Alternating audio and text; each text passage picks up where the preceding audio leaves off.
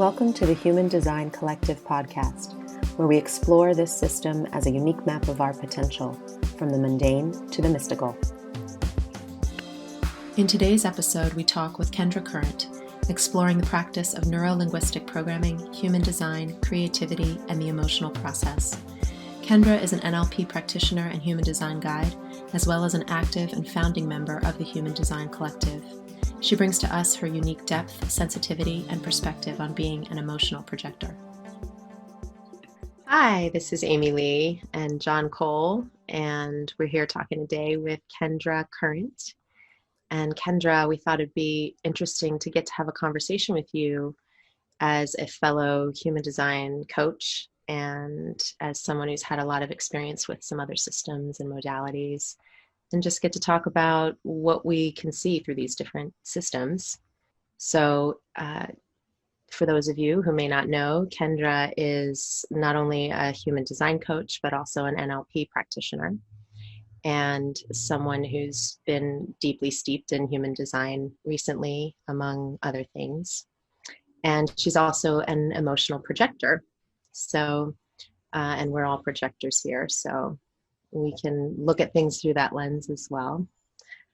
I thought maybe we could start with just you telling us a little bit about what your experience has been like in terms of the different systems you studied and how you came to human design. Sure. Well, I started out early on in my experience in the world of healing therapies as a therapeutic body worker, and spent a lot of time hands-on, and my cognition is touch in the human design framework. Mm-hmm. So I found that through my experience with hands-on work, I was really interested in getting into the psychology of what makes people's bodies move the way they do, hold tension the way they do, maintain its memory from life experience. And so that kind of led me down this circuitous path of studying many different kinds of somatic coaching and counseling and healing work that led me into much more of a kind of a talk therapy way of interacting with people. So I ended up going out to California for, many modalities later. I ended up, in the land of NLP, in NLP Marin in California, training with them and later working with them, and really got to see, kind of like open the hood and, peel back the curtain and see what's going on unconsciously that leads to certain kinds of behaviors or the way that we orient to life in terms of what's possible for us or not. And so the NLP frame really comes from a perspective of what would we like and why do we continue experiencing the same challenges or patterns again and again throughout our life. So it was really interesting for me then to enter stage left human design where there's no choice, and come to see, well, there's something much bigger happening than any individual perspective, or really the perspective that the mind wants to take on to hijack the natural intelligence of the body. So it's been an interesting and fun dance to kind of live with those two bodies of work and appreciate both of those perspectives, to approaching both like how we deal with challenges in our life and how we come to a greater acceptance and acknowledgement of an intelligence that we don't always pay attention to, that can actually be there to support us rather than thwart what we're trying to do in our lives. Mm-hmm. I have heard a lot about NLP, but I've never actually experienced it myself directly. So can you tell us a little bit about what an NLP interaction is like, or what an NLP session is like? Sure. And maybe how that relates to this mind-body thing you're talking about? Mm-hmm. I would actually imagine that a lot more people have experienced aspects of NLP than they think they have, because it has really sort of infused a lot of different worlds, and it comes from a modeling of different kinds of therapies that have proven to have results for people. So just taking and synthesizing those systems and being able to utilize them in a way that gets shifts for people in a way that maybe some other modalities don't.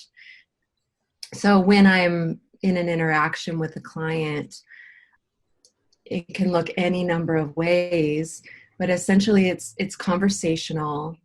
It's also me paying attention to the sound and the tone of their voice, the language that they're using to explain their experience, the reference experiences that they seem to keep going back to as something that's called like a highly valued experience that they have, survived or had to grow a kind of resource to bounce back from in life. Usually those things are early on in our life. So throughout the course of a conversation, I'm looking at their eye accesses. I'm paying attention to their physiology and where they might be regressing to express a younger version of themselves, particularly when it comes to the relationship with, what are they wanting and what is it that unconsciously is coming up in their mind that's stopping them from having the experience that they want. So we're unpacking this as we go through the conversation, and then identifying resources that would be beneficial to those aspects of self that have kind of cut themselves off from further learning.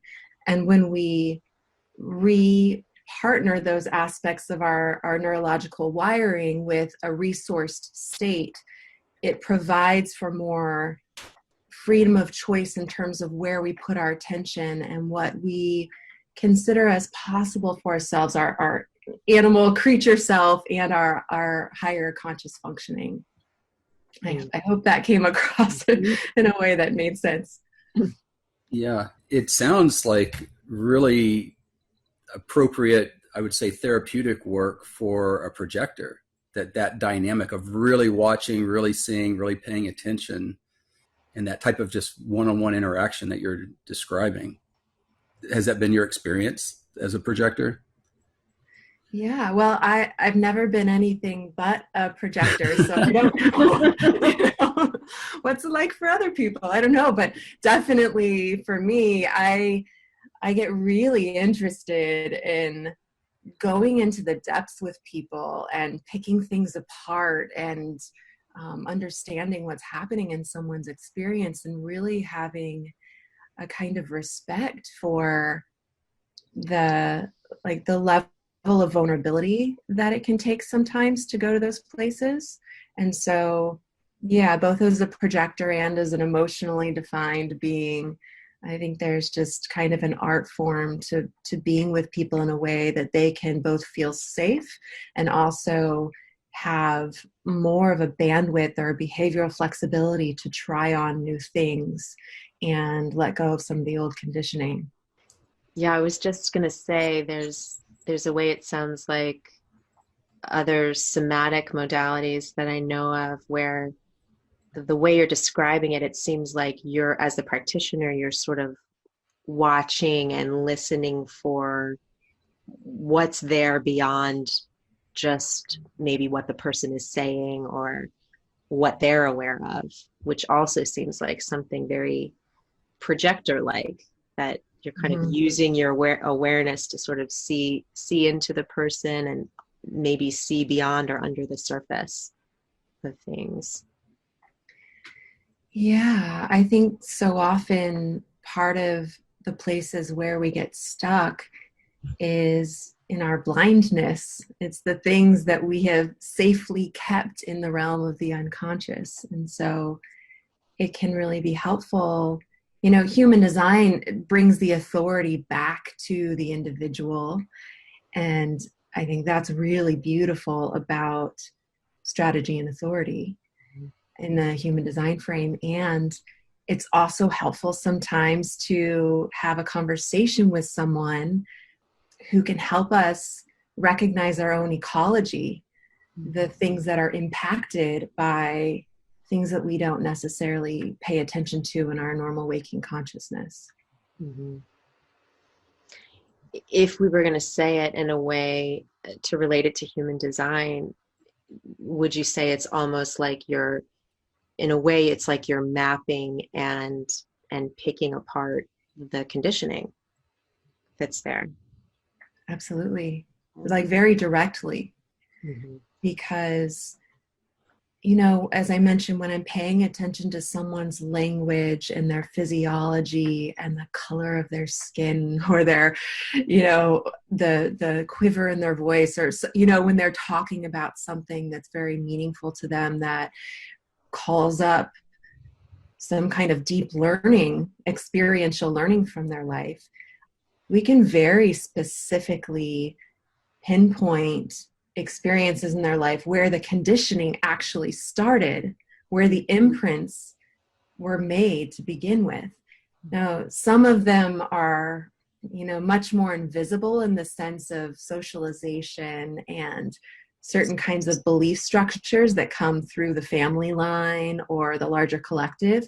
But those things are also, everything's on the table.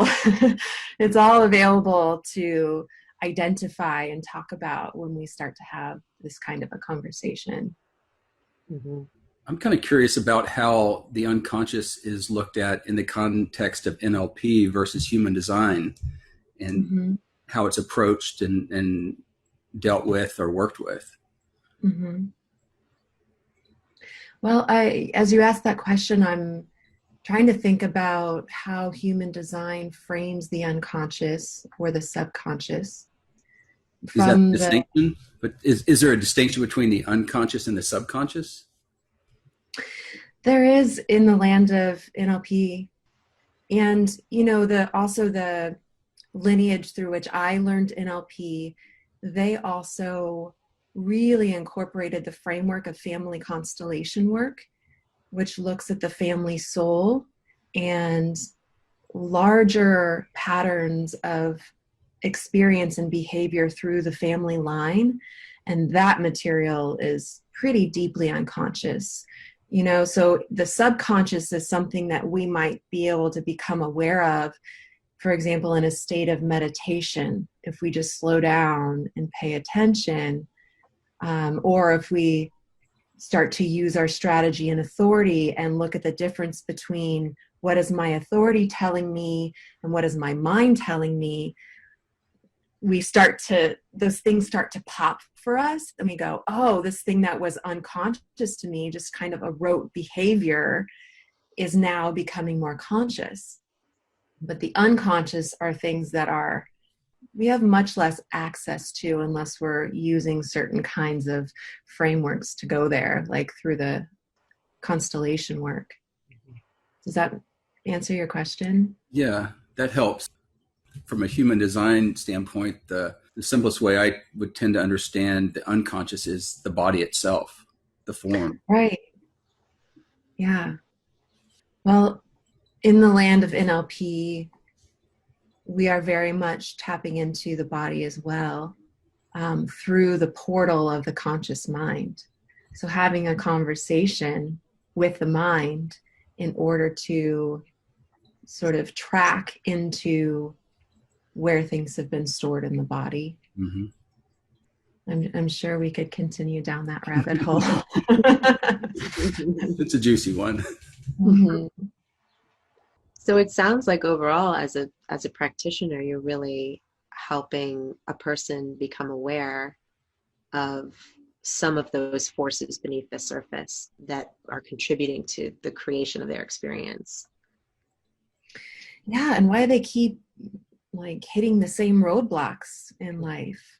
Mm-hmm. I mean, obviously we can deal with things very acutely too, in terms of trauma or anxiety or present day experiences, but also, if someone is having certain kinds of relational challenges that continue to show up, or health issues, or challenges with their relationship with money and resources. All of these things that can be so disheartening over time when we try all of the things that the so-called homogenized world puts on our lap. Like, if you just try this, you'll be able to have this result. Well, is that really true? And if someone has tried all of those things to no avail, what's really going on underneath the surface that is contributing to those limitations, or that aren't necessarily theirs to whatever they're trying to go after? It might not even be something for them to live and experience, which is part of the wisdom that human design brings to the table too. Mm-hmm. That was sort of my next question. Now I'm starting to, because it sounds like really rich and very experiential work. Doing with someone. It's like you're going into their real-time experience creation with them in a way. Then I'm curious about as you encountered human design, like what did that bring that was new or different, or kind of shifted the way you were holding things from that NLP practice? What did human design bring as you encountered that? Well, initially there was some kind of cognitive dissonance. It's like, what? I think it can be that way for many people. Yeah. What is this? What do you mean there's no truth in the now? As an emotional being, that was one of the first things I heard, and it just created this jarring sort of ping pong in my chest. I thought I was supposed to be clear, like mentally clear, know what I want, go after it, all of these things. And my training for many years, looking back on it, now I see it's been an unraveling. So human design was very much the next step in that process. And I had to take a step back for a minute on that question of what would I like, and I create my own reality, and this kind of self-agency to be able to lean into the surrender of what does it mean when my mind is no longer in the driver's seat, when my mind is no longer in charge.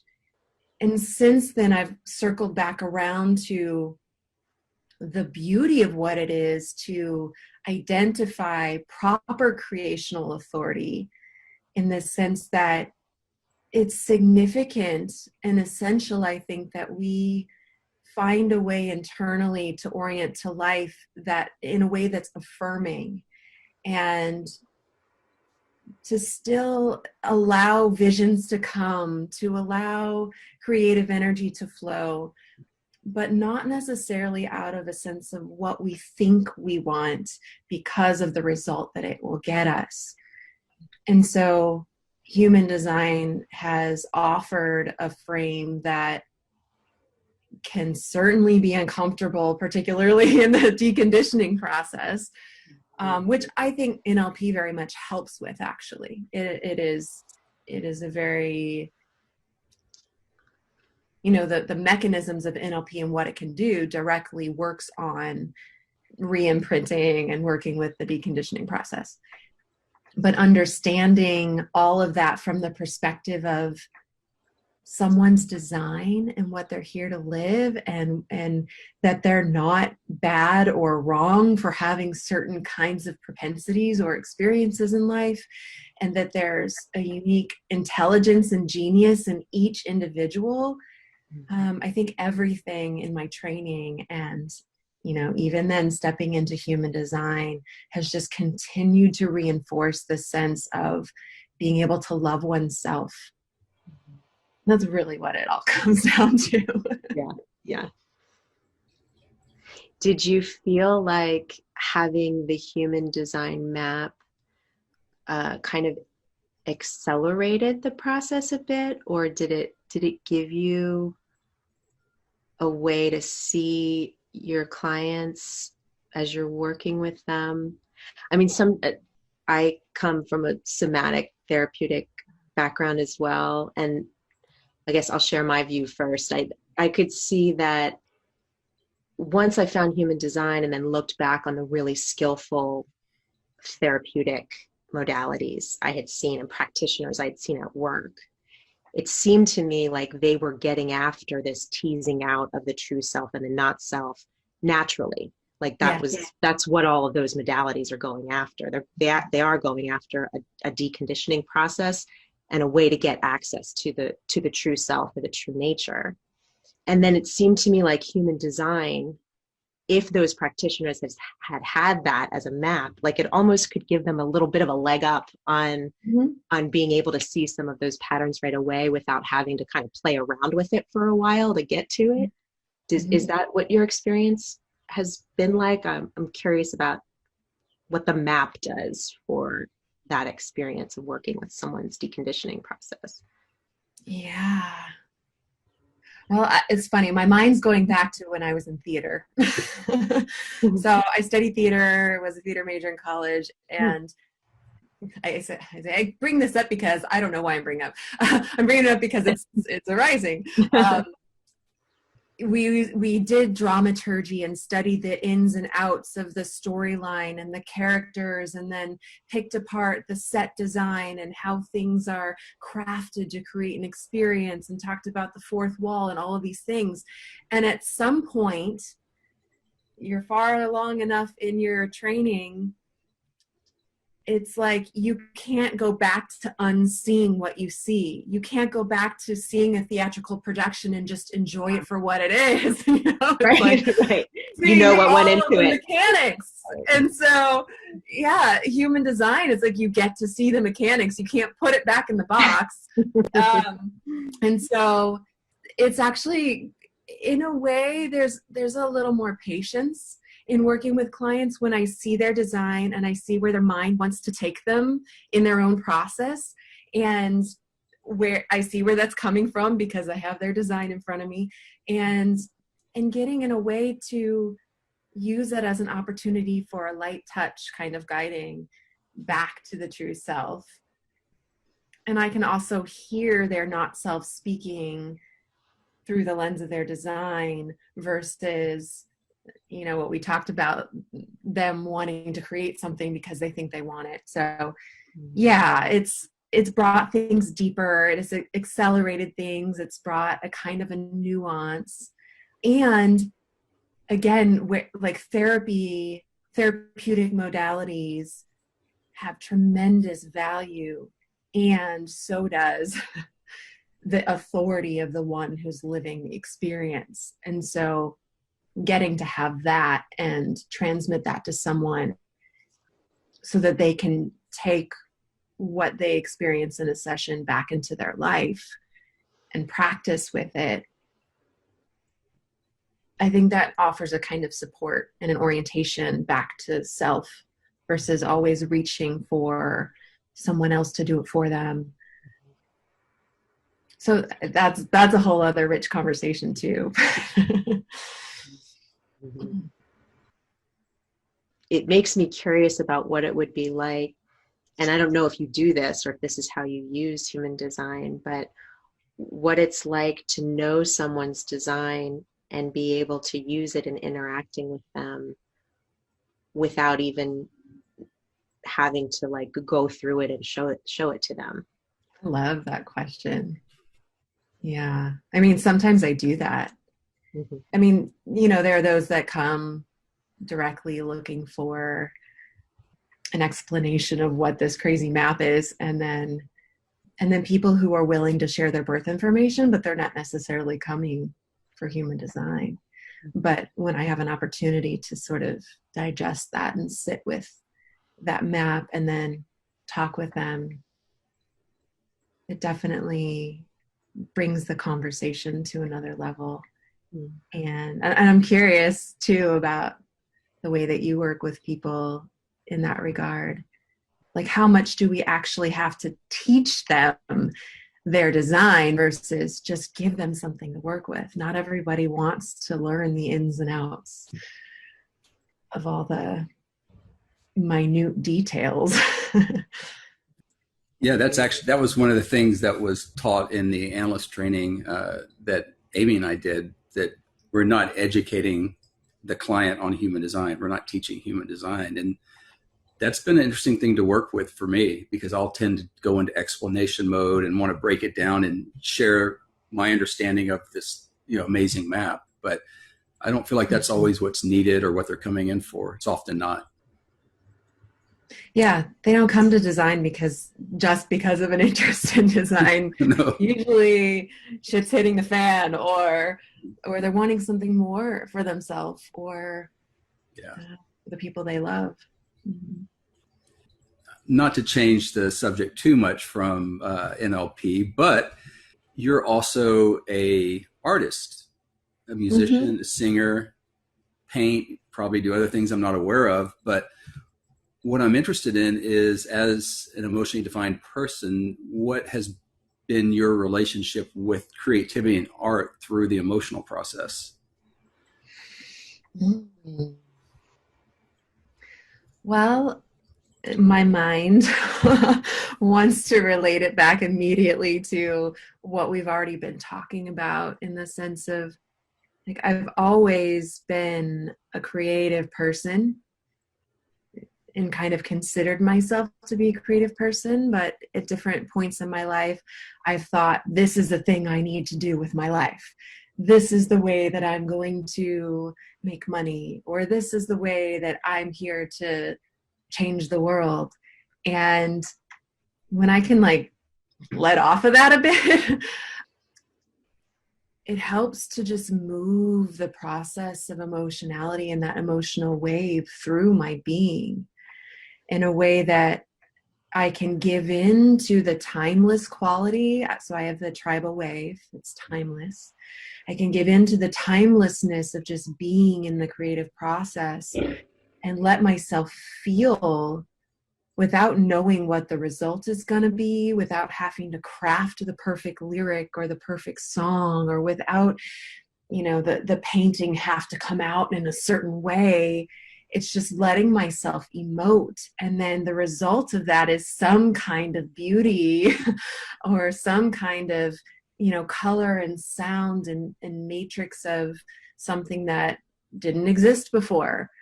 And I think it helps me maintain some sense of sanity and also get in touch with some kind of sense of self that's beyond definition. I have also an undefined G center. And so not having, a consistent and clear way that I can self-identify, it keeps things moving in a way that I think brings joy to my life, and also gives me permission to feel the depths. And the result of that is actually people responding to it in a way far beyond what I could contrive in trying to sell them something, even though I have the gait of the saleswoman. It's like it comes naturally. Mm-hmm. I love, oh, sorry, go ahead. Go ahead. Well, I just wanted to say I love the way you're saying that, because thinking about working with people with emotional definition, and in human design, having this process where it's about wading through that emotional wave and that emotional chemistry and experience to get to a place of clarity. And I think sometimes there can be so much focus on, well, when am I going to get the clarity, or when am I going to know, when am I going to land on what my truth is, and then I'm going to know what I'm going to do. And sometimes it feels like there can be so much focus on that the actual experience of the emotional movement kind of gets missed. And I can really feel that through what you're saying, where it's like, oh, if we're not too focused on the result, you can actually enjoy all these different points on the wave that are bringing that. I mean, and I can feel it just in talking to you, the emotionality and the sensuality and the richness of it and the depth of it, that you could actually just enjoy the process and then trust that it's going to land when it's going to land. And in the meantime, you might just enjoy your life. right? It sounds, yeah. Oh. But it also makes me think of like the kind of the tortured artist archetype, you know, and how much just richness and depth and beauty the rest of us get to experience from what comes out of that. Like I almost feel in this moment a kind of gratitude to those who are emotional and willing to actually explore it and experience it and express it, so that the rest of us can be part of it or get to feel it too. I love that so much. Yeah. I've spent a long time really judging the emotional process and feeling so uncomfortable feeling. So that's been a part of my deconditioning, to appreciate it in the way that you're reflecting now, that there's something in that for humanity, and it's not to be pushed aside, but to be fully welcomed, and to bring that it's actually healthy to go there and not rush the process. Thank you. Yeah, it's pretty beautiful. I can almost, as an open emotion, with a completely open emotional center for myself, when I sense someone else just fully being in their emotional experience and not having that judgment about it, but almost being surrendered to it and seeing what comes out of them, it's like I can almost start to feel like hungry for it. Like, oh God, I don't have that. Like, I want to eat that. even when it's a little like tortured or crazy or, you know, whatever it is, it's intense. Yeah. But when it's pure like that, you know, when it's not sort of convoluted or distorted by some kind of judgment or mental interference or something like that, there's something about it that feels actually pretty nourishing. It tastes better. It does taste better. Yeah. It simply tastes better and cleaner. Yeah. It's something to both experience and behold from my perspective, when you see an emotional being like just owning it and going with it, as opposed to, like we're discussing, like suppressing it or turning it into some sort of blame situation. For me, there's a palpable difference. Yeah. Or turning it into purring inside, listening to you. We'll just keep stroking the emotional part. So beautiful, so wonderful. The thing I was going to say, which you already really touched on, but the way you were describing working with music and your art and the creative process is such a good metaphor for the emotional process of being more of an exploration and staying with each moment of the process rather than getting focused on the outcome or the destination. And then the energy seems like it would move more in that case. It would just flow and just express. And then you can kind of go on a ride and just watch or witness it. Like, oh, this is what's coming up now. And there's a beauty in that. And like we're saying, there's a qualitative frequency to it as well. In this time of the Rona Queen coming through, I'll affectionately call her, and all the medicine she's bringing to the world right now.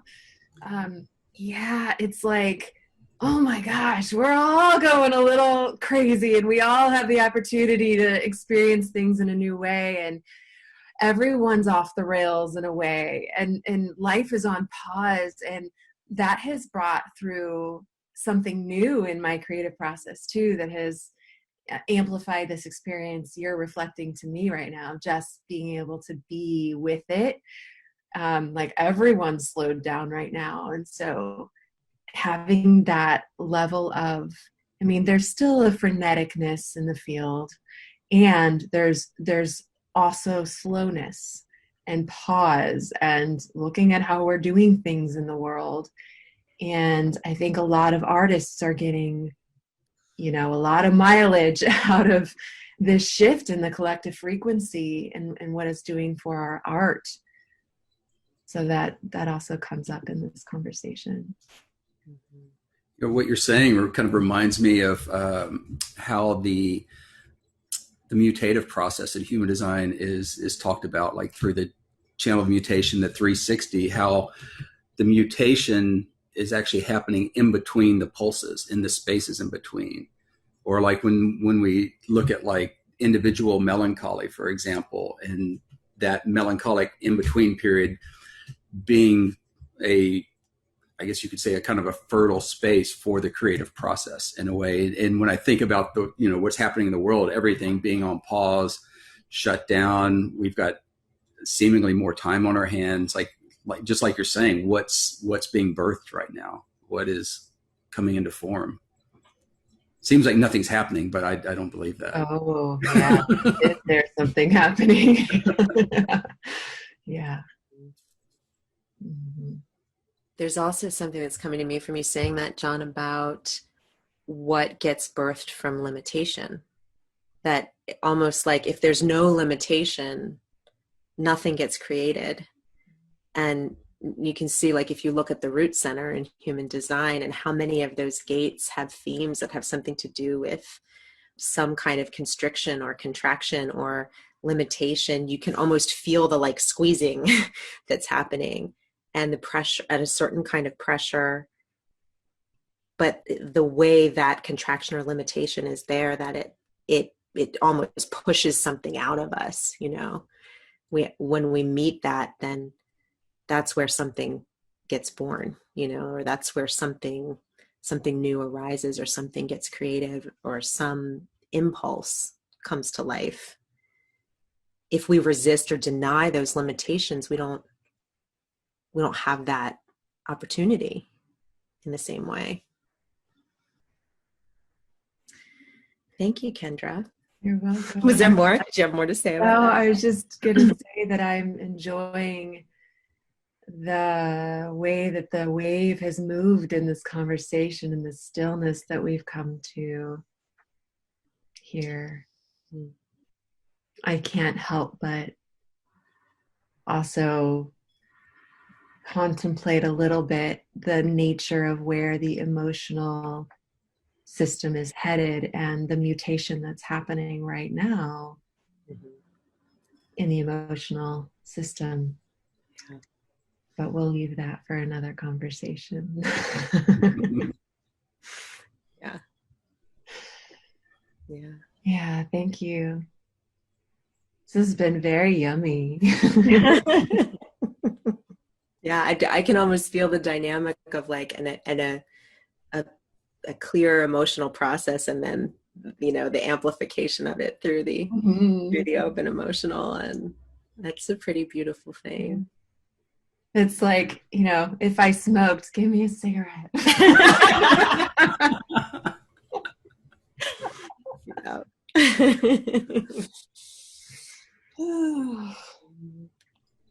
All right. Well, thank you so much. And definitely more to come. Sounds good to me. Thank you. All right. Have a good one.